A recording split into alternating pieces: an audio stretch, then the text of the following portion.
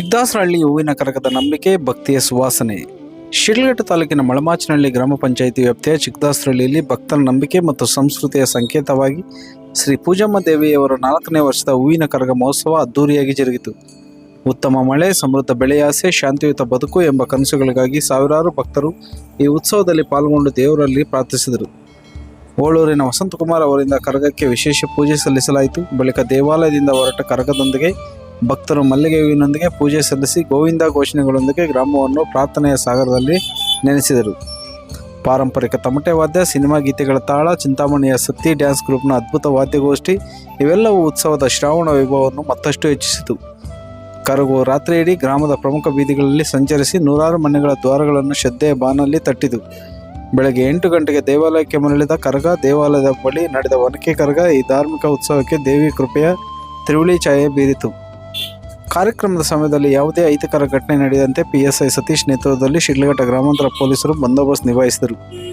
ಜಾತ್ರೆಯ ಅಂಗವಾಗಿ ದೇವಿಗೆ ಹೂವಿನ ಶೃಂಗಾರ, ವಿದ್ಯುತ್ ದೀಪಾಲಂಕಾರ ಹಾಗೂ ಸಾಂಸ್ಕೃತಿಕ ಕಾರ್ಯಕ್ರಮಗಳು ಗ್ರಾಮದಲ್ಲಿ ಉತ್ಸವದ ಕಂಗೊಳನ್ನು ತುಂಬಿದವು.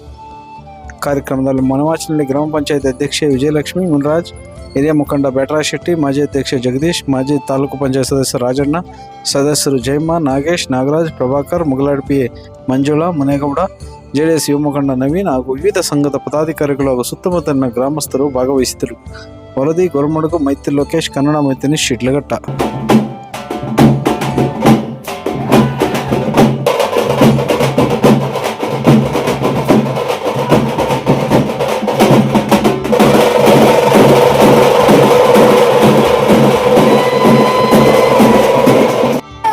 ದಿವಸ ಹಸಿ ಕರಗ ಭಾಳ ವಿಜೃಂಭಣೆಯಿಂದ ನಡೆಸಿದ್ರು. ಜೊತೆಗೆ ನೀವೆಲ್ಲ ಸಹಕಾರ ಇದ್ದೀರಿ, ಬರೀ ಮುಖಂಡರಂದ್ರೆ ಆಗಲ್ಲ, ಎಲ್ಲರೂ ಸಹಕಾರ ಬೇಕಾಗಲ್ಲ. ತಾವೆಲ್ಲ ಸಹಕಾರ ಕೊಟ್ಟಿದ್ದೀರಿ.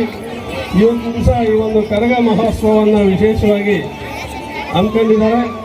ನಾಳೆ ಬೆಳಗ್ಗೆ 8:30 ಗಂಟೆಗೆ ಒನಕೆ ಕರಗವನ್ನು ಸಹ ತುಂಬ ವಿಶೇಷವಾಗಿ 3ನೇ ವರ್ಷ ನಮ್ಮ ಓಳೂರು ಗ್ರಾಮದ ಗಟ್ಟಳ್ಳಿ ಗ್ರಾಮದ ವಸಂತ್ ಕುಮಾರ್ ಅವರು ಈ ಒಂದು ಕಾರ್ಯಕ್ರಮವನ್ನು ಬಹಳಷ್ಟು ವಿಶೇಷವಾಗಿ ವಿಜೃಂಭಣೆಯಿಂದ ನಡೆಸ್ಕೊಡ್ತಾ ಇದ್ದಾರೆ.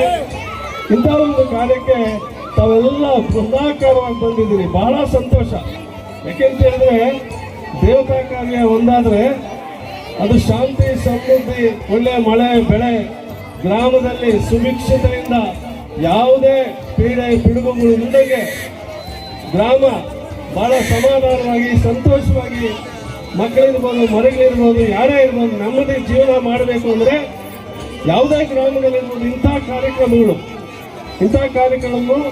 ಗ್ರಾಮದಲ್ಲಿ ನಡೆಯೋದ್ರಿಂದ ಊರು ಯಾವುದೇ ತೊಂದರೆಗೆ ಈಡಾಗಲ್ಲ ಅಂತೇಳಿ ಹಿರಿಯರು ಮಾಡ್ಕೊಂಡ್ಬರ್ತಾ ಇದ್ದಂತಹ ಒಂದು ಕಾರ್ಯವನ್ನು ಇವತ್ತು ನಮ್ಮ ಗ್ರಾಮದ ಯುವ ಮುಖಂಡರುಗಳು ಎಲ್ಲ ಕಥೆಗಳು ಸೇರಿ ಮಾಡ್ತಾ ಇರೋದು ಬಹಳಷ್ಟು ಸಂತೋಷ ತರ್ತಕ್ಕಂಥ ವಿಚಾರ.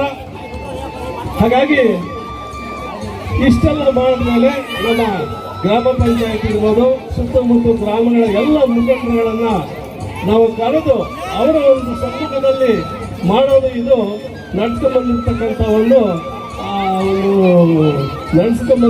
ಸಂಪ್ರದಾಯ. ಹಾಗಾಗಿ ಇವತ್ತು ದಿವಸ ನಮ್ಮ ಗ್ರಾಮಕ್ಕೆ ಇವರೆಲ್ಲ ಆಗಮಿಸಿರೋದು ನಮ್ಮ ಒಂದು ಪುಣ್ಯ ಅಂತ ಹೇಳಿದ್ರೆ ತಪ್ಪಾಗಲಾರ್ದು.